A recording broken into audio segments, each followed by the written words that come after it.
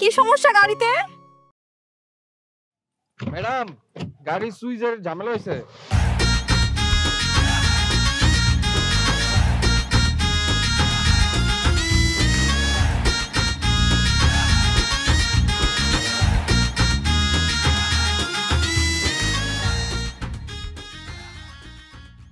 জানিস না, আগে থেকে জানিস না যে সমস্যা হইতে পারে? তো বাড়ি থেকে গাড়ি কেন চেক করে আসবি না? হ্যাঁ, সভ্য বেয়াদব, পুরো জানিটা আমার নষ্ট করে দিল। যা লাগেছি আজকে দাদুকে বলে আমি যদি ওর চাকরি না শেষ করছি।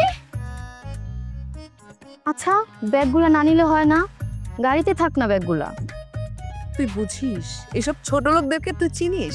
আমি চিনি। সুযোগে এর মধ্যে ল্যাপটপ আছে, দামি জিনিস আর যা আছে সবকিছু মেরে দিবে, তখন ভাল লাগবে, তাই না? একটু কষ্ট করে হইলো, চল আমরা হেঁটে হেঁটে যাই এগুলো নিয়ে। চল ধর।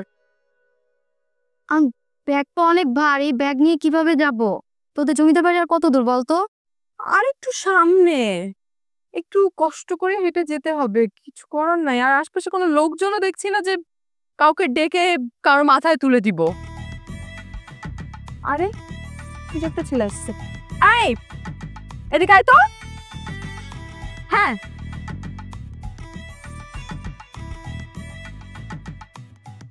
আপনি কি আমারে ডাকতেছেন? হ্যাঁ আমি তোরই ডাকতেছি। তুই ছাড়া তো এখানে আর কেউ নাই, তো কারে ডাকবো আমি? কি ব্যাপার, আপনার সমস্যাটা কি? আপনি আমার তুই তুকারি করতেছেন কেন? আমার জিজ্ঞেস করতেছে আমি কেন তুই তুকারি করতেছি? এই তোর মতো খ্যাত একটা ছেলে আমি কি বলবো? তুমি করে বলবো? আদর করে ভালোবেসে? তুই তো ভালোবাসার যোগ্য না। তা আপনি করে বলবো? তা আপনি বলার যোগ্য না, এই জন্য তুই করে বসে। আচ্ছা এনিওয়ে, ঝামেলা করতে চাই না রাস্তার মধ্যে, যাচ্ছি এক জায়গায়। তুই কি এই গ্রামের জমিদার সাহেবকে চিনিস? জমিদারি প্রথা তো এখন নাই, আর জমিদারও নাই। তয় আমগু গ্রামে একটা জমিদার বাড়ি আছে, আর ওইখানে জমিদারের বংশধর আজিজ সাহেব থাকে। আপনি কি ওই জমিদার বাড়ির কথা কইতাছেন? ওই জমিদারের কথাই বলতেছে, ওই জমিদারের নাতনি আমি।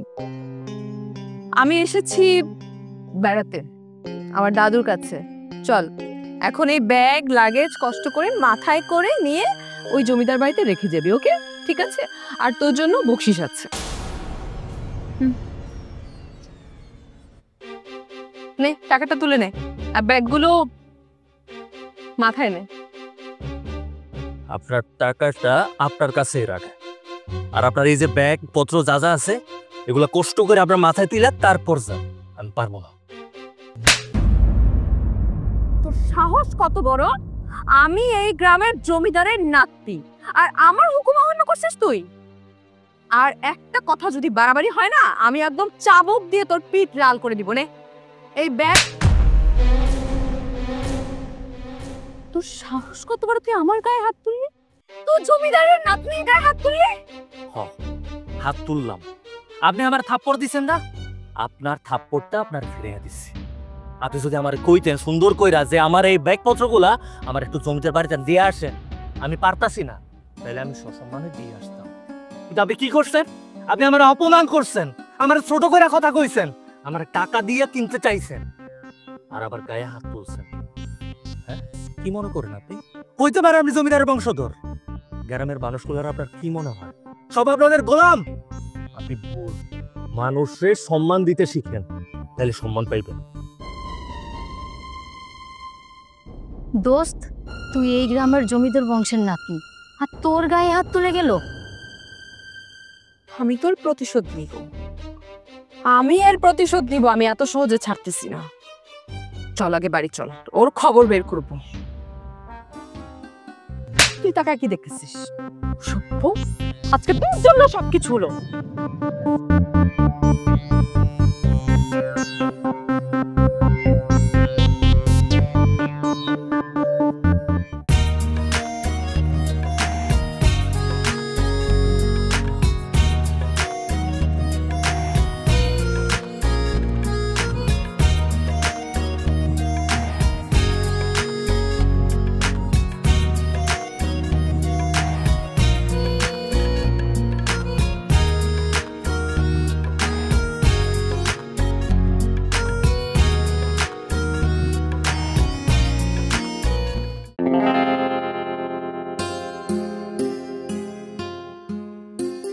রাবেয়া, ভার্সিটির ছুটিতে আমার নাতনি আর তার বান্ধবী কয়েকদিনের জন্য গ্রামে বেড়াতে আসবে। অবশ্যই একটু পরে চলে আসবে। তুমি ওদের রুমটা পরিষ্কার করেছো তো? স্যার আমি মেয়েটা এডিং না করতে মেয়ের মধ্যে রুম দাও পয়সা করতে বান্ধবীগুলো গুড। আচ্ছা, আমার নাতনি যা যা খেতে পছন্দ করে রান্না করেছে তো? দাদু কি রে, তুই হেঁটে হেঁটে আসছিস কেন? গাড়ি কোথায়? আর বললো না দাদু ভাই, তোমার ড্রাইভার একটা থার্ড ক্লাস। কারণ ও গাড়িটা ঠিকঠাক মতো মেইনটেইন করে না, রাস্তায় বের হওয়ার সাথে সাথে গাড়িটা নষ্ট হয়ে গেল। এটা কোনো কথা বলো? তুমি আজকে ওকে চাকরি থেকে বের করে দিবা বলে দিলাম। ওর জন্য তো এসব নিয়ে আমার হেঁটে হেঁটে আসতে হলো এত দূর। তাহলে তো তোরা অনেক দূর থেকে হেঁটে আসছিস, অনেক কষ্ট হয়েছে। এই ছোট, তাকাচ্ছিস কেন? এই ব্যাগগুলো নিয়ে ভেতরে রেখে যা। দাদু ভাই, তুমি যাও ফ্রেশ হয়ে রেস্ট নাও। চল চল। দাদু আমি রেস্ট করে নিব, তার আগে বিচার করতে হবে তোমার। বিচার?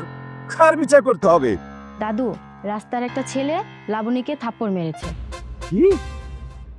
এই লাবণী, তোকে থাপ্পড় মেরেছে? কর এত বড় সাহস, জমিদারের নাতনির গায়ে হাত তোলে? শোন, দাঁড়িয়ে আছিস কেন? তুই এক্ষুনি বের হ, ওই ছেলেকে খুঁজে উপরের মধ্যে আমার কাছে নিয়ে আসবি। যা। জি জমিদার সাহেব। দাদু, ওই ছেলেকে ও কিভাবে খুঁজে বের করবে? ও কি দেখেছে? ও কি চেনে ওই ছেলেকে? আমি ছিলাম ওখানে, আমি ওকে খুঁজে বের করবো, আমি নিজে ওকে শাস্তি দিব। এই তুই এগুলো নিয়ে ঘরে যা, ফ্রেশ হ, খেয়ে রেস্ট নে, আর আমি ওকে খুঁজে বের করে নিজ হাতে পানিশ করে তারপর আসতেছি। ধর, এই আসো। কম, আমি দেখো আসি না আমাকে।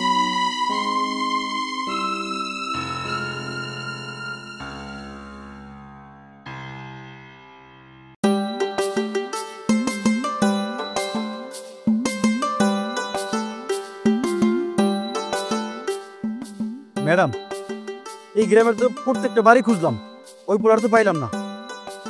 আমার কাছে কি মনে হয় জানেন, ওই পোলা এই গ্রামেরই না। আর এই গ্রামের যদি হইতো তাইলে কত বড় সাহস, জমিদারের নাতনির লগে বেদবি করার সাহস পেত না। ওই যে আসতেছে ওই ছেলে।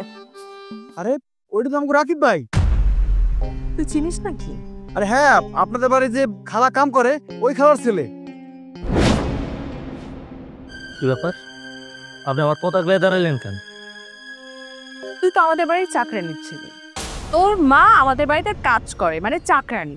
আর একটা চাকরানি ছেলে হইতে আমার গায়ে হাত তুলেছিস, তোর সাহস তো কম না? আমার মা আপনাকে বাড়িতে কাজ করে, কিন্তু আমার মা ভিক্ষা করে না। আমার মা যদি আজকে আপনাকে বাড়িতে কাজ না করতো তাহলে আপনাকে কি অবস্থা হইতো সেটা একবার ভাবছেন? আমার মা যদি না থাকতো, সে যেসব কাজকাম আপনাকে বাড়িতে করে, আমার মনে হয় না সেসব কাজ আপনারা করতে পারতেন। কারণ ছোটবেলা থেকে আপনারা শুধু বসে বসে খাইতে শিখছেন, নিজের কাজ কেমনে নিজের করতে হয় সেটা আপনারা জানেন না। তাই আমার মার কাজের ছোট কইরা দেখবেন না। আর এমনিও আমার মা বেশি দিন আপনাকে বাড়িতে কাজ করবো না। আমার চাকরিটা হইলে আমার মা কাজ ছাইরা দিব, আর আমার মা যখন কাজ ছাইরা দিব তখন আপনাকে কাজ কাম আপনারা কেমনে করবেন সেটা নিয়ে ভাবেন। তোরও বোধহয় জানা নেই যে ভাত ছিটালে কাকের অভাব হয় না। রাকিব ভাই, তুমি কিন্তু জমিদারের বাড়ির নাতনির গায়ে হাত দিয়া কাজটা একদম ঠিক করো নাই।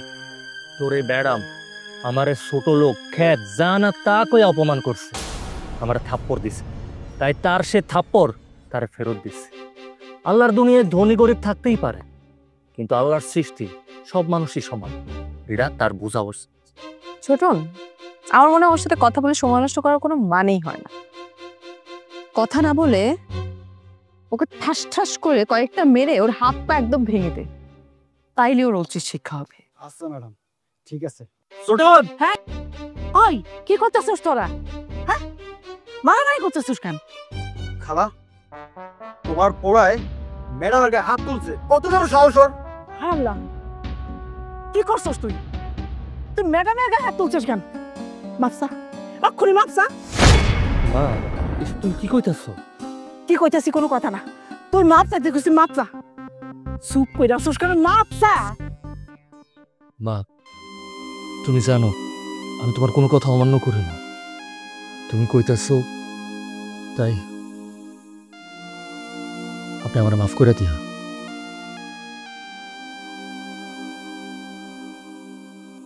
ম্যাডাম, আপনি আমার ছেলেরে মাফ করে দেন। ওরও আমি মাপ চাইতেছি।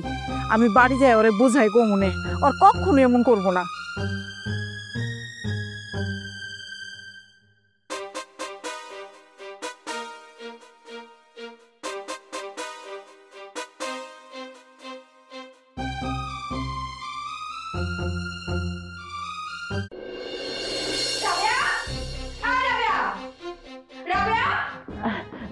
যে ম্যাডাম, আপনার কিছু লাগবো? আমার ব্যাগ থেকে টাকা চুরি হয়েছে। আমারও ব্যাগ থেকে টাকা চুরি হয়েছে। আমি জানি এই টাকাগুলো তুই নিয়েছিস। ভালোই ভালো বলছি, টাকাগুলো ফেরত দে। কি বলতেছেন? আমি চুরি করতে যাবো কেন? আমি ব্যাগে হাত দেই নাই। আমি এতদিন এই বাড়িতে কাজ করি, আমি কোনোদিন একটা কুটানো পর্যন্ত সরাই নাই। বিশ্বাস করেন, আমি চুরি করি নাই, আমি চোর না। এইসব চাকরানি অতি সহজে মুখ খুলবে না দোস্ত। চোর কখনো চুরি করে স্বীকার করে যে আমি চোর? চোরের মুখ থেকে কিভাবে স্বীকার করাতে হয় সেটা আমার খুব ভালো করেই জানা আছে। বল, টাকা দে। আমি বিশ্বাস করেন, আমি চুরি করি নাই। তোদের মতো ছোট লোকদেরকে বিশ্বাস, তোদের মতো ছোট লোকদেরকে ভালো করে চেনা আছে। তুই টাকা চুরি করেছিস আর এর জন্য তোকে শাস্তি পেতে হবে। লাবণী, এসব কে হচ্ছে? ও আমাদের ব্যাগ থেকে টাকা চুরি করেছে দাদু, তাই ওকে শাস্তি দিয়েছি আমি। অনেক বড় অপরাধ করেছিস, অন্যায় করেছিস। রাবিয়া 20 বছর ধরে আমার বাড়িতে আছে। আমার ঘরের টাকা পয়সা গহনাগাটি এদিক সেদিক পড়ে থাকে, কোনোদিন রাবিয়া ছুঁয়েও দেখে নাই। তুই ইচ্ছে সন্দেহ করে চোর মনে করে ওর গায়ে হাত তোলে বড় অন্যায় করেছিস। ক্ষমা চা, চা হচ্ছে। দাদু, তুমি কি পাগল হয়ে গেছো? তুমি তুমি কি ভুলে গেছো যে আমরা জমিদার বংশ? আর এরকম একটা চাকরানির কাছে আমি মাফ চাইবো? অসম্ভব। আমি ওর কাছে মাফ চাইবো না, যদিও মরেও যায় তাও না।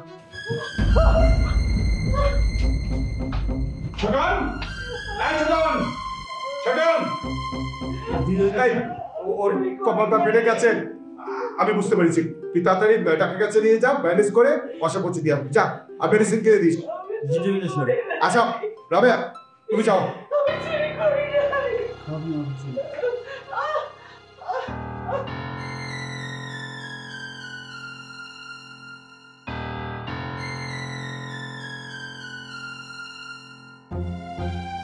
লাবি আমাদের পূর্ব পরিসীমা করেছে, ও কয়েকটি মার্সি মনে করে না।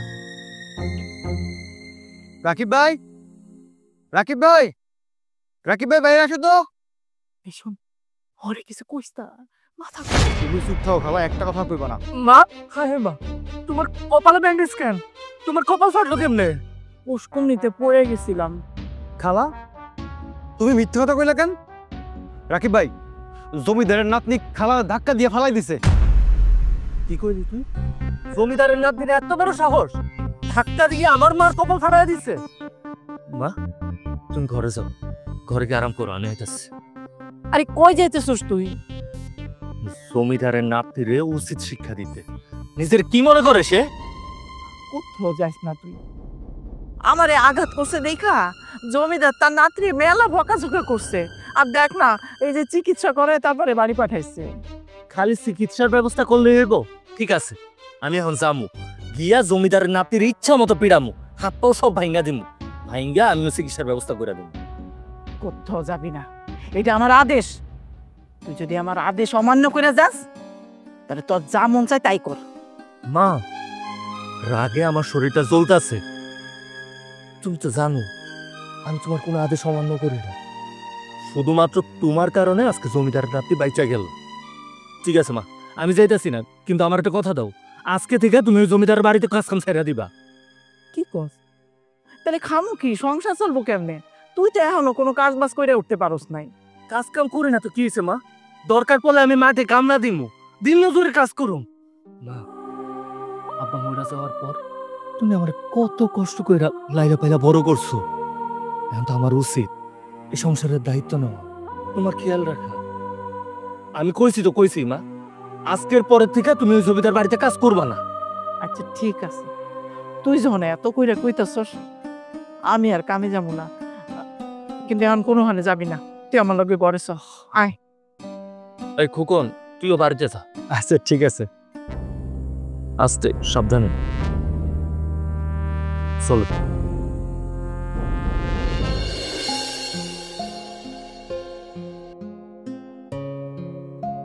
বলো কেন ডেকেছিলে? হ্যাঁ দাদু ভাই, আমার অসুস্থতার কথা তোকে জানানো হয়নি, আজকে মনে হলো জানা উচিত। আমার হাতে আর বেশি সময় নেই। তোমার হাতে বেশি দিন সময় নেই বলতে কি বলছো এসব তুমি? কি হয়েছে তোমার দাদু? মিস লাবণী, আসলে আপনার দাদুর কিডনি দুটো ড্যামেজ হয়ে গেছে। আমরা ডায়ালিসিস করাচ্ছি, কিন্তু এর উপর তো ভরসা করে থাকা যায় না। আপনার দাদুকে বাঁচাতে হলে কিডনি ট্রান্সপ্লান্ট করতে হবে। তাহলে কিডনি ট্রান্সপ্লান্ট করে ফেলুন। আমার দাদুর তো টাকার অভাব নেই, যে কোনো গরিব মানুষকে 15-20 লক্ষ টাকা দিলেই তো কিডনি বিক্রি করতে রাজি হয়ে যাবে। দাদু ভাই, অনেক কষ্ট করে একজন লোকের সাথে আমার কিডনিটা ম্যাচ করেছিল, আমাকে সামনের মাসে কিডনি দিবে বলে কথা দিয়েছিল, কিন্তু হুট করে জানালো যে আজকে সে আমাকে কিডনি দিতে পারবে না। কেন হুট করে সে ডিসিশন কেন চেঞ্জ করলো? নিশ্চয়ই সে আরো বেশি টাকা চাচ্ছে। দাদু সমস্যা কি? তুমি 2-3 গুণ বাড়িয়ে দাও, দেখবা ঠিকই সে এসে কিডনি দিয়ে দিবে। দাদু ভাই, আমি 3 গুণ টাকার অফার করেছিলাম, তারপর সে রাজি হয়নি। কি বলো? তাহলে তার সঙ্গে কি আমি একটু দেখা করতে পারি? আমার বিশ্বাস আমি তার সঙ্গে কথা বলে তাকে রাজি করাতে পারবো। আচ্ছা, আমি একটা কাজ করি, আগামীকাল আপনার সাথে দেখা করার ব্যবস্থা করে দিই। জি হ্যাঁ। জমিদার সাহেব, তাহলে আমি আজ উঠি। আসসালামু আলাইকুম।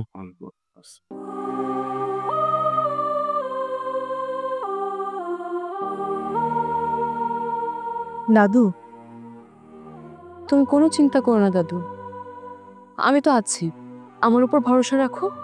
আমি থাকতে তোমার কিচ্ছু হবে না দাদু।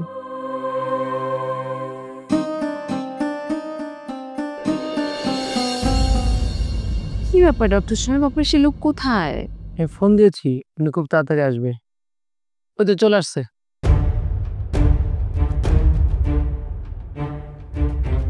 কি ব্যাপার ডাক্তার সাহেব, আপনি আমার রাখছেন কেন? আপনারা তো আমি কইছি যে আমি কিডনি দিতে পারুম না। ও তার মানে তুই দাদুকে কথা দিয়েছিলি কিডনি দেওয়ার জন্য, তা এখন দিতে কেন রাজি হচ্ছিস না? আরো বেশি টাকা লাগবে? কত লাগবে শুনি? 20 লক্ষ, 25 লক্ষ, 30 লক্ষ? আপনার কি মনে হয় টাকা দিয়ে দুনিয়ার সব কিছু আপনি কিনে ফেলাতে পারবে? ঠিক আছে, সব কিছু যদি কিনতে পারেন, আপনার দাদুর জন্য একটা কিডনিও কিনে নিয়ে আসেন। আপনার দাদুর আমি কিডনি দিব না। ম্যাডাম, আমরা অনেক জায়গায় কিডনি খুঁজেছি, কোথাও পাইনি। খুঁজলে হয়তো পাওয়া যেতে পারে, কিন্তু আপনার দাদুর হাতে তো সময় নেই। 1 মাসের মধ্যে আপনার দাদুর কিডনি ট্রান্সফার করতে হবে, নাহলে কিন্তু আপনার দাদুকে বাঁচানো যাবে না। আচ্ছা কি লাগবে তোর? কি করে তুই কিডনি দিবি? হ্যাঁ, সোনা গয়না লাগবে, জমি জমা লাগবে, একটা বাড়ি লাগবে? কি লাগবে? তুই যা চাইবি তাই দেওয়া হবে তোকে। বল। এক শর্তে আমি আপনার দাদুর কিডনি দিতে পারি। শর্ত? কি শর্ত বল? আপনার আমারে বিয়ে করতে হইব। আমি আমি তোকে বিয়ে করব?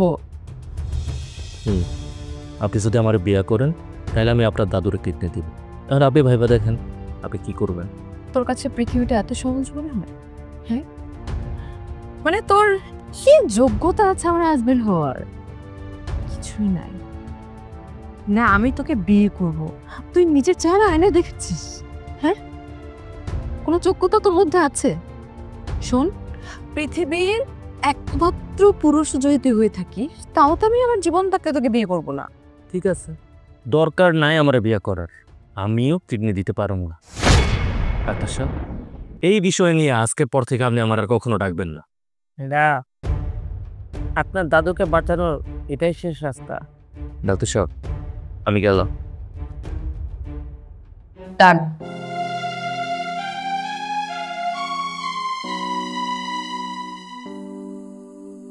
এই পৃথিবীতে আমার বাবা মা নেই তো, আমি শুধুমাত্র আমার দাদুকেই পেয়েছি। আপনজন বলতে আমার এই একটা মানুষই আছে। সেই মানুষটাকে বাঁচানোর জন্য আমার যা যা করতে হয় আমি তাই করতে রাজি আছি। আমি তোকে বিয়ে করতে রাজি। চলেন তাইলে কাজে অফিসে, আমি এখন এই মুহূর্তে আপনার বিয়ে করুন। আর বিয়ার 2 সপ্তাহ পরে আপনার দাদার কিডনি দিই। বিয়ের 2 সপ্তাহ পরে কেন? 2 সপ্তাহ পর, কারণ বিয়া কইরা আমি আপনার সাথে কিছুদিন সংসার করতেছি। দেখা গেল আমি বিয়া করার সাথে সাথে কিডনি দিয়ে দিলাম, আর আপনি আমার সাথে সাথে ডিভোর্স দিয়ে দিলেন। তাইলে আমি আমার কিডনিও হারাইলাম, আমার বউও হারাইলাম। আমার তো 2 দিকেই লস। আচ্ছা ঠিক আছে, আমি রাজি। আর শুনেন, বিয়ার পর আপনার আমার সব কথা শুনে চলতে হইব। আমি সব কথাই শুনবো। ঠিক আছে, তাইলে তো হইলই। তাহলে এক্ষুনি আমার লগে কাজে অফিসে চলেন, আমি এখন আপনার বিয়া করব। আর ডাক্তার সাহেব, আপনি আমাকে লগে চলেন, আমাকে বিয়ার সাক্ষী হিসেবে আপনি থাকবেন। আরেকটা কথা, বিয়ার পরে আপনি আমারে তুই না তুমি করে ডাকবেন, আর আমিও আপনারে তুমি করে ডাকুন। ঠিক আছে, অসুবিধা নেই। চলুন চলুন।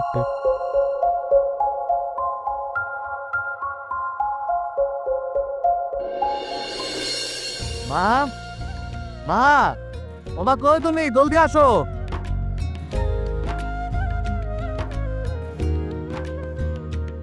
কি রে, ম্যাডাম তোর সাথে কেন? মা, আমরা দুজন বিয়া করছি। কি করতেছিস তুই? বিয়া করছি মানে? আমি তো কিছুই বুঝতে পারতেছি না। এখানে না বোঝার কি আছে মা? আমরা দুইজন কাজী অফিসে গিয়া বিয়া করছি। সে তোমার বউ মা। ওই দেখো, মা বিশ্বাস করতেছে না। তুমি মারে কও তো। হ্যাঁ, আপনার ছেলে যেটা বলছে সেটা সত্যিই বলছে। আমি আপনার ছেলেকে বিয়ে করছি। মা, ও তোমারে অপমান কইরা কথা কইছিল, তোমার অপদস্থ করছিল, তাই ওরা আমি বিয়া কইরা এই ঘরের বউ কইরা আনছি। ও এখন তোমার পায়ে ধরে মাফ চাইব। কি ব্যাপার, দাঁড়ায় আছো কেন? যাও, মার পা ধরে মাফ চাও। কি মানে আমি আমার বাড়ির চাকরানির পা ধরে মাপ চাইবো? অসম্ভব। আমার কথা যদি তুমি না শোনো, তাইলে বাড়ির কি কাছে আমার রাস্তা খোলা আস, তুমি চলে যাইতে পারো। কিন্তু একটা কথা মনে রাখবে, আমার কাছে তুমি যেটা চাইছো সেটা কখনোই পাইবা না। দাদুকে বাঁচাতে হলে এই চাকরানির ছেলের কথা শোনা ছাড়া আমার আর কোনো উপায় নেই। কি ব্যাপার, চুপ করে দাঁড়ায় আছো কেন? যাও মাফ চাও। আরে আরে মাফতাসো, আপনি আমাকে মাফ করে দেন। আপনি আমাকে মাফ না করলে আপনার ছেলে আমার উপর রাগ করে থাকবে। তোমার মাপ চাইতে হইব না, আমি তোমার মাফ করে দিছি। শোনো, এখন থেকে তুমি মার সেবা যত্ন করবা, মার দেখভাল করবা, আর আমগো বাড়িতে যা যা কাজ কাম আছে এখন থেকে সব কাজ কাম তুমি করবা। করবো মানে? ও কেমনে কাজ করবো? আলো জমিদারের নাতনি, শহরে বড় হয়েছে, ও কি আমাকে এইসব কাজ কাম পারে? আর এসব করতে হইব না। কি কইতাছো মা? পারবো না কেন? একটা মানুষ চেষ্টা করলে সব পারে। ও যদি কোনো কিছু না জানে তাহলে ওগুলো শিখা নিব। আর ওর এখন বিয়া হয়েছে, স্বামী সংসার হয়েছে। স্বামী সংসারে থাকতে গেলে মানুষের কাজকর্ম করতেই হয়। কি কাজকর্ম করতে পারবে না? পারবে। আমি চেষ্টা করবো এই সংসারের সব কাজ শিখে করার। ঠিক আছে, তাহলে ওই যে ঝাড়ু আছে, যাও ঝাড়ুটা নিয়ে উঠানটা সুন্দর করে ঝাড় দিয়া দাও। যাও। আমি এখন উঠান ঝাড়ু দিব? আরে কি করতেছিস? মাত্র বিয়া করে আইসুস, এখনই একা ঝাড়ু দিতে হইব কেন? আমি আছি না, আমি শিখাই পড়াই লমনে। চলো বৌমা, ঘরে চলো। আচ্ছা শোনো, ও তো ওই বাড়ি থেকে আলাদা টাইমে কোনো জামা কাপড় নিয়ে আসে নাই, এক কাপড়ে চলে আসছে। আমি গঞ্জে যাই, গিয়ে ওর লেগে 2টা শাড়ি আর কিছু জামা কাপড় কিনা লই আহি। যা নিয়ে আসো। ও বাবাটা লইয়া যাও।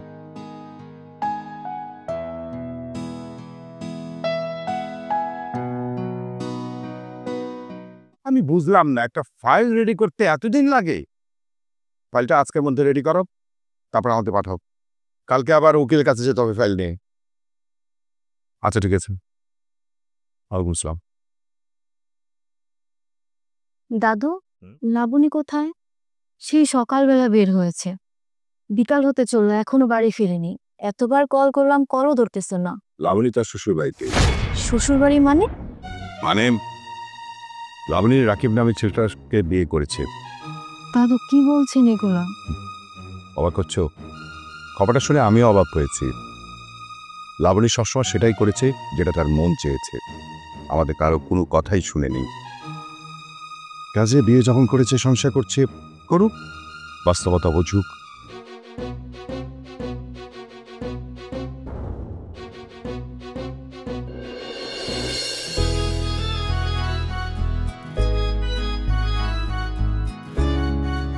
কি ব্যাপার আমার দেখে আমি লাফ দিয়ে উঠলা কেন? তুমি কি আমার সঙ্গে ঘুমাবা? এটা কেমন কথা? তুমি আমার বউ, আমি তোমার সাথে ঘুমাম না তো কার সাথে ঘুমামো? দেখো আমি তোমার একটা শর্ত মেনেছি, আমারও শর্ত আছে, আমার শর্ত মানতে হবে তোমার। শর্ত? কি শর্ত? আমার শর্ত হলো যতদিন না পর্যন্ত আমার দাদুর কিডনি ট্রান্সপ্লান্ট না হয়, যতদিন না পর্যন্ত আমার দাদু সুস্থ না হয়, ততদিন পর্যন্ত তুমি স্বামীর অধিকারের জন্য আমার কাছে আসবে না। আমার দাদু সুস্থ হবে, তারপরে তোমাকে স্বামীর অধিকার দেওয়া হবে। আর এরা আগ পর্যন্ত তুমি স্বামীর অধিকারের জন্য আমাকে জোর জবরদস্তি করতে পারবে না। তুমি যদি আমার মানা নাও করতা, তাও স্বামীর অধিকারের জন্য আমি তোমার জোর জবরদস্তি করতাম না। কারণ স্বামী স্ত্রীর সম্পর্ক হইতেছে একটা পবিত্র সম্পর্ক, একটা ভালোবাসার সম্পর্ক। এই সম্পর্কে কোনো জোর জবরদস্তি চলে না। আচ্ছা শোনো, তুমি এখানে নিশ্চিন্তে আরাম করে ঘুমাও, আর আমি অন্য রুমে ঘুমাইতেছি। আর তোমার যদি কোনো কিছু দরকার পড়ে তাহলে আমার ডাক দিও।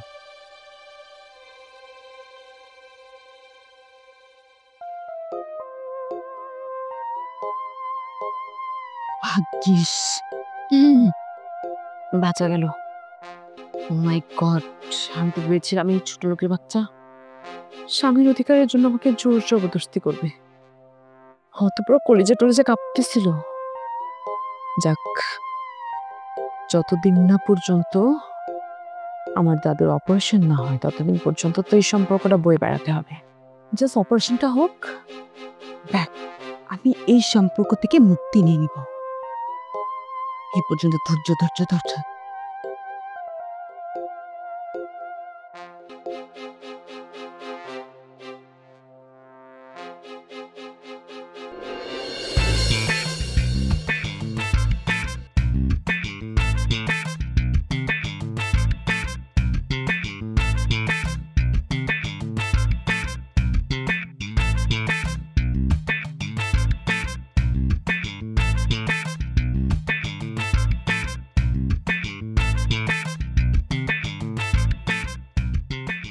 চার দিন হইলো তুমি রান্না বান্না করতেছো, এখনো চুলা জ্বালানোটা ঠিক মতো শিখো নাই। আমি তো চেষ্টা করতেছি।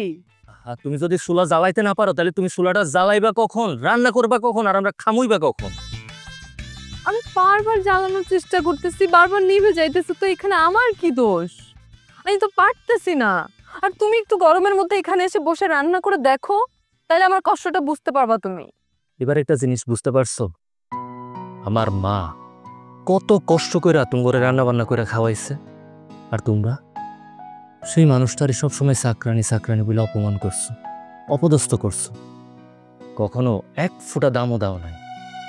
আর একটা জিনিস খেয়াল করছো, তুমি তো আমগো বাড়িতে আসছো 4 দিন হয়, তোমাগো আর আমাগো মধ্যে কোনো পার্থক্য কি তুমি দেখছো? আমগো ভিতরে কোনো পার্থক্য নেই।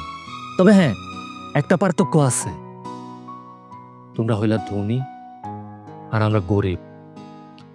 এটা ছাড়া আমগো ভিতরে আর কোনো পার্থক্য নেই। যাই হোক, তোমার এইসব কথা বলে কোনো লাভ নাই। রান্না বান্না জলদি জলদি করে শেষ কইরা এ নাও, জামাগুলা যে লই আইছি এগুলো সুন্দর মতো ধুইবা, ধুইয়া শুকাইতে দিয়া দাও, ঠিক আছে? করো করো, নি ফু দাও।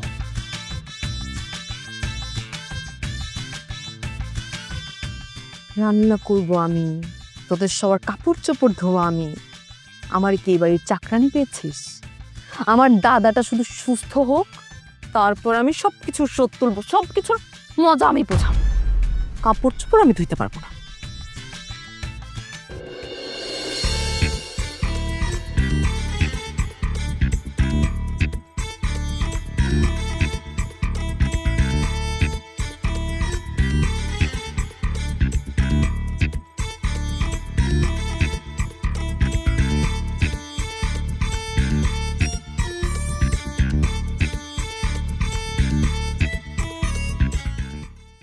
কি রে দোস্ত, তুই এই সন্ধ্যাবেলা হাড়ি পাতিল মাজিস? আর তোর এই কি অবস্থা? তোরে এইভাবে দেখবো সত্যি আমি কল্পনাও করি নাই। আমি নিজেও কোনোদিন কল্পনা করতে পারিনি এই বাড়িতে এসে যে এইসব কাজ আমার করতে হবে, কিন্তু আমার করতে হচ্ছে। আমি বাধ্য হয়ে করছি, কেন জানিস? আমার দাদুর যতদিন অপারেশন না হয় ততদিন এভাবেই চলতে হবে। তাহলে তো তোর সারা জীবন এসব কাজ করতে হবে। সারা জীবন এসব কাজ করতে হবে মানে? কারণ তোর দাদুর তো কোনোদিনই অপারেশন হবে না। কি বলছিস তুই? দাদুর কোনোদিন অপারেশন হবে না মানে? কারণ দাদুর তো কিডনি নষ্ট হয় নাই। ওই যে রাকিব আর তোর দাদু দুইজন মিলে তোর বিয়েটা প্ল্যান করে করেছে। কি বলছিস তুই? রাকিব প্ল্যান করে করেছে? না, এটা হতে পারে না। ওই ছেলে আর দাদু যখন কথা বলছিল আমি আড়াল থেকে সব শুনেছি। রাকিব, আমার নাতনি কেমন আছে? আপনার নাতনি আমগো বাড়িতে ভালোই আছে, সংসারের কাজকর্ম করতেছে, কাজকর্ম শেখার চেষ্টা করতেছে, আর আমি তার অহংকার ভাঙার চেষ্টা করতেছি। আমি তার এরা বুঝাইতে চাইতেছি গরিবরাও মানুষ, ধনী গরিব সবার আত্মসম্মান সবার, তাই সবার সম্মান করা উচিত। Good, very good. জানো রাকিব, লাবণী খুব ছোটবেলায় ওর বাবা মাকে হারিয়েছে। এরপর ওকে আমি অনেক আদরে বড় করেছি, ঢাকায় লেখাপড়া করতে পাঠিয়েছি। শাসনের অভাবে ও ক্রমশ জেদি আর অহংকারী হয়েছে, তাই ও মানুষকে মানুষ মনে করে না, বিশেষ করে গরিব মানুষকে তো ও দেখতেই পারে না। আমি মানছি যে আমার বড় ব্যর্থতা যে ওকে আমি সঠিক শিক্ষায় শিক্ষিত করতে পারিনি। এই জন্য আমি নিজের অসুস্থতা আর তোমার সাথে লাবণীর মিথ্যে বিয়ে নাটক সাজিয়েছি, যাতে ও তোমার বাড়িতে গিয়ে থাকতে পারে আর ওর অহংকার আর চিত্তা ভাঙে। তবে জমিদার সাহেব, ছোট্ট একটা ভুল হয়ে গেছে। ভুল? কি ভুল রাকিব? আপনি তো বলছিলেন আপনার নাতনের মিথ্যা মিথ্যা বিয়া করতে। হ্যাঁ, কিন্তু বিয়া তো কখনো মিথ্যা হয় না, তাই কাছে আঙ্গর সত্যিকারের বিয়ে করাইছে, আর লাবণী এখন আমার বউ। তবে আপনি এটা মনে করেন না আমি আপনার ধন সম্পদ অর্থবিত্ত এগুলো দেখে আপনার নাতনিরে বিয়া করছি। আমি আপনার নাতনিরে যখন আপনার বাড়িতে ফিরিয়ে দিয়ে যাবো, তখন আপনি যদি কন আমি তারে ডিভোর্স দিয়ে দিন। না না রাকিব, তুমি গরিব বলে এটা নিয়ে আমার কোনো আপত্তি নেই। আসলে আমিও জমিদার ছেলে হয়ে একটা চাষার মেয়েকে ভালোবেসে বিয়ে করেছিলাম। আমার কাছে ধনী গরিব এতে কোনো ভেদাভেদ নেই। আমি সবসময় মানুষকে বিচার করি অর্থ দিয়ে না, তার মন দিয়ে। তুই তো খুব ভালো ছেলে রাকিব। যদি লাবণী তোমাকে গ্রহণ করতে কোনো আপত্তি না থাকে, তাহলে তো আমার কোনো সমস্যা নেই, ও তোমাকে নিয়েই সংসার করবে। আর যদি তোমাকে গ্রহণ করতে ওর আপত্তি থাকে, তখন না হয় তুমি ওকে ডিভোর্সটা দিও। ঠিক আছে জমিদার সাহেব, আপনি যেটা ভালো মনে করেন। আমি তাহলে এখন আসি। আসসালামু আলাইকুম। ওয়ালাইকুম আসসালাম।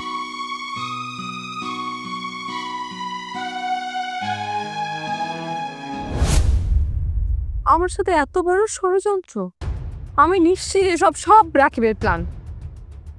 আমি এত সহজে বাড়ি থেকে যাব না। আমার সাথে যা যা করছো ওই রাকিব, আমি তার প্রতিশোধ নিয়ে তারপরে বাড়ি থেকে যাব। এখন তো তুই সব জেনে গেলি, তাহলে বাড়িতে ফিরে চল। ওই ফকিনীর ঘরে থেকে এখন কি করবি বল?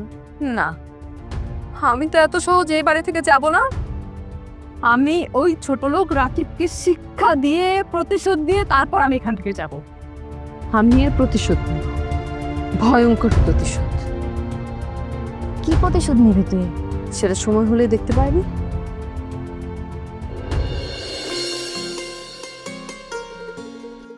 কই তোমরা? মা কই? বাজার নিয়ে আসছি তো।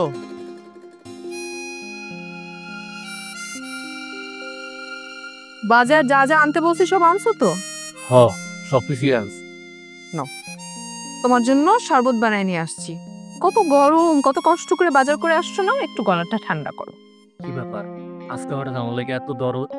আরে ইচ্ছাই হোক বা অনিচ্ছাই হোক, তুমি তোমার স্বামী, তো স্ত্রী হিসেবে স্বামীর এইটুকু দায়িত্ব পালন করা তো স্ত্রীর কর্তব্য, তাই না? খুব ভালো কাজ করছো। অনেক গরমে বাজার থেকে হাইটে আসছি, গলাটা আমার শুকায়া পুরো কাঠ হয়ে গেছিল।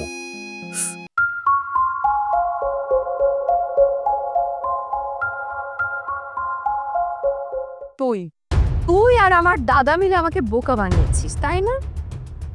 আমাকে বিয়ে করে আমার অহংকার মাটির সঙ্গে মেশাতে চেয়েছিস। এসব তুমি কি কইতাছ? তোমার এইসব কে কই? আমি তো সব জানি। তুই তো একটা ছোট লোক, তোর মতো ছেলের সাথে আমার সংসার করতে হয়েছে, তোর মতো ছেলেকে বিয়ে করে স্বামী হিসেবে মানতে হয়েছে। তোর মা ছিল আমাদের বাড়ির চাকরানি, সেই মহিলার সেবা করতে হয়েছে, এই বাড়ির প্রত্যেকটা কাজ করতে হয়েছে, তোদের কাপড় চোপড় ধুতে হয়েছে, তোদের রান্না বান্না করতে হয়েছে। আমার কষ্ট হয় নাই? আমার জলে নাই? এখন কেমন লাগে? যন্ত্রণা হচ্ছে? জ্বলতেছে? কেমন লাগতেছে? তুমি শরৎ কি মিশেছো? বিষ, সামান্য বিষ মিশা দিছি। এটা তুই কি করলো? আবার গলা বুক খুন চলতেছে। মা আবার কই তুমি? বাবা বাবা কি হয়েছে? হ্যাঁ কি হয়েছে? কি হয়েছে? হ্যাঁ অমন করতেছস কেন? কি হয়েছে? বাবা আমার বোনের কি হয়েছে? কি হয়েছে? আমার বোন আমার করতেছে কেন? বিষ খাওয়াইছি, বিষ। তোর ছেলে যদি মরে যায় তুই দাফন দিয়ে দিবি, আর যদি বেঁচে যায় তাহলে ওরে জানাই দিবি যে বামন হয়ে চাঁদের গায়ে হাত দেওয়া যায় না।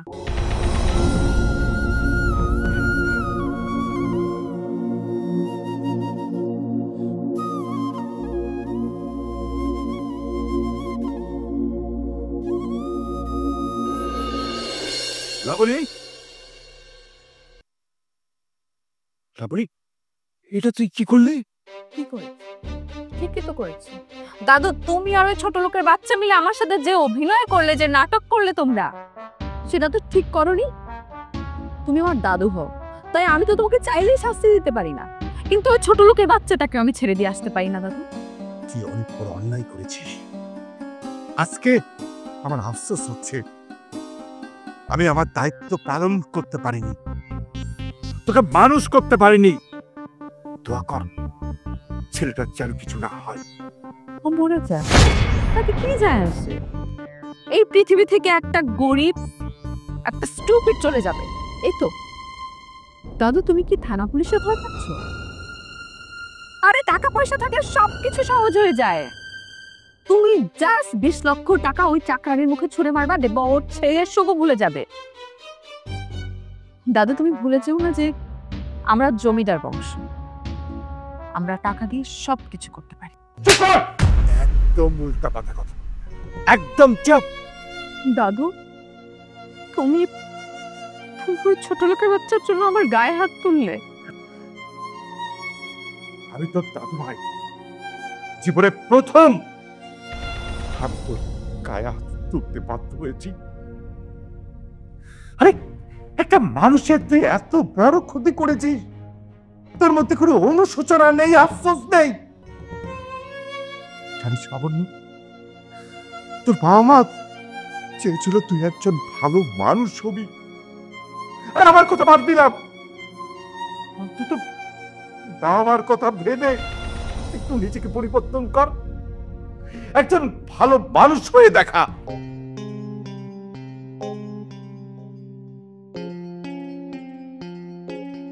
লাবণী, একটা চাকরানির ছেলের জন্য তোর দাদা তোর গায়ে হাত তুললো?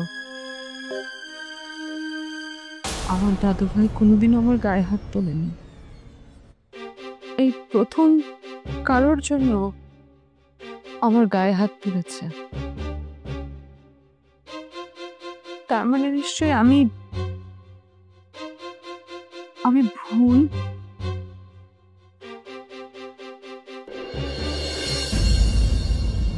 জমিদার সাহেব, জমিদার সাহেব, জমিদার সাহেব বাড়িতে আছেন নাকি?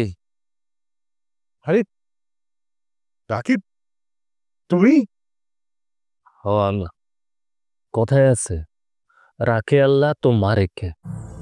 ঠিক তেমনি 7-7টা দিন হাসপাতালে মৃত্যুর সাথে পাঞ্জা লড়ছি, কিন্তু আল্লাহ রহমতে মরি নাই।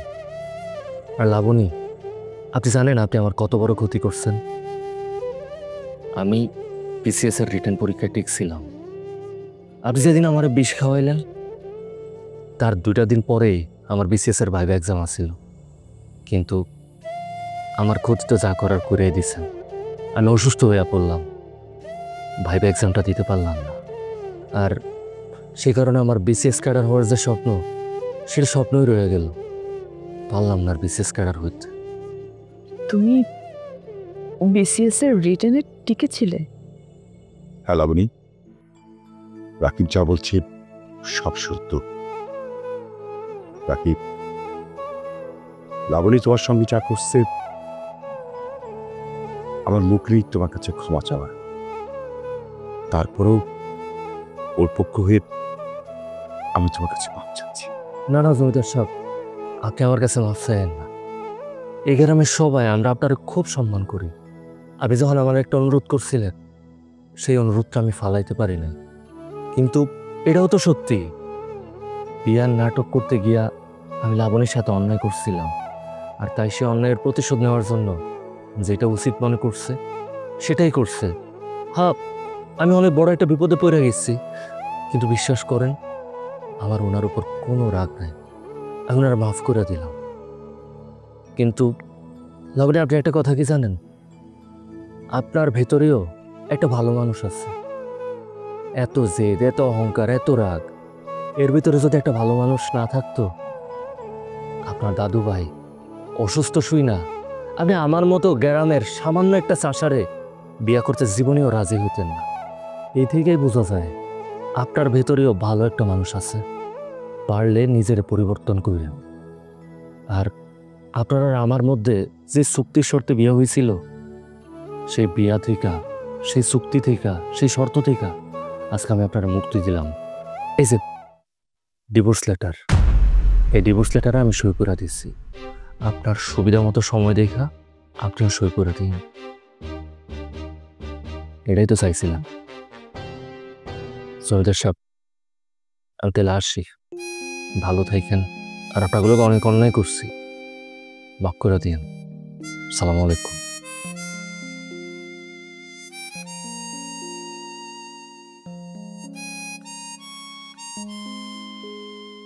এবার তোর শান্তি হচ্ছে? খুশি হয়েছিস না? এবার যত দ্রুত সম্ভব ডিভোর্স পেপারে সিগনেচার কাটতে পাঠিয়ে দিস।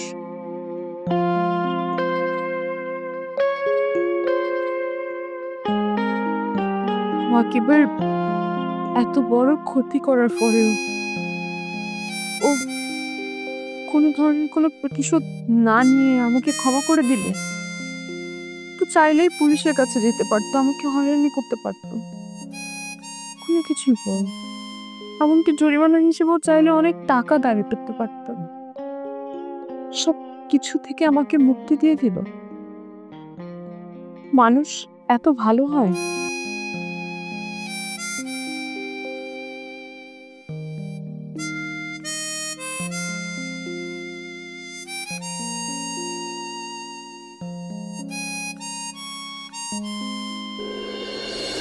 মা, তুমি তুমি আমার বাড়িতে কেন আইছো? আমার পোলারে বিষ খায় মাইরাও তোমার শান্তি হয় নাই? আমি আপনার কাছে মাফ চাইতে আসছি মা, আপনি মাফ করে দেন। আমি আপনার সাথে যা যা করছি, অনেক অন্যায় করছি, সব কিছুর জন্য আপনি আমার মাফ করে দেন। আর তোমার কাছে মাফ চাওয়ার মতো সুযোগই তো তুমি আমারে দাওনি। তোমার কাছে মাফ না চাইতেই তুমি আমাকে মাফ করে দিছো। আজকে আর আমি তোমার কাছে মাফ চাইবো না, আমি তোমার কাছে একটা আবদার করব। আবদার? কি আবদার? দেখো, যেভাবেই হোক আমরা তো বিয়ে করছি, আমরা ধর্ম ও আইন অনুযায়ী স্বামী স্ত্রী। আমি চাই তুমি আমাকে তোমার স্ত্রী হিসেবে গ্রহণ করো। আমি তোমাদের সাথে অনেক অন্যায় করছি, অনেক খারাপ ব্যবহার করছি, কিন্তু আমি সেগুলো বুঝতে পারি নাই। আমি না বুঝে করেছি। আমি এখন এটুকু বুঝতে পেরেছি যে বিয়ের পরে মেয়েদের আসল ঘরই তো আসলে স্বামীর ঘর, স্বামীর সংসার। আমি আমি সত্যি তোমার সঙ্গে সংসার করতে চাই। তুমি একজন ভালো মানুষ, তোমার সঙ্গে থেকে আমি আমি তোমার মতো ভালো মানুষ হতে চাই। কিন্তু আমি তো তোমার ডিভোর্স লেটার দিয়ে আসছি। আমি সেই ডিভোর্স লেটার ছিঁড়ে ফেলে দিছি। তুমি ওকে বলো তুমি এখন আমাকে গ্রহণ করবা না? মানুষ মাত্রই তো ভুল করে, তাই না? আর কেউ যদি ভুল কইরা সেটা শোধরাইতে চায়, তারে সেই সুযোগটা দেওয়া উচিত। বৌমারে ক্ষমা করে দে।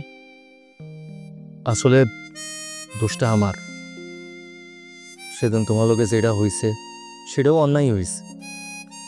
আমি নিজের ইচ্ছে কোনো কিছু করি নাই।